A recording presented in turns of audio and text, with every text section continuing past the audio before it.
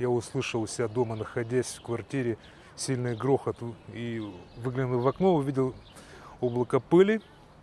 Смотрю, народ бежит. И, выйдя на улицу, увидел, что моя машинка уже все полностью пострадала. Вернее, уже не подлежит даже восстановлению. Но еще пострадали вот еще у людей машины. Еще, говорят, существует угроза обрушения здания. Вот, никто не ждал, не гадал, что такое происшествие получится. Вроде место бы считалось спокойным, нормальным.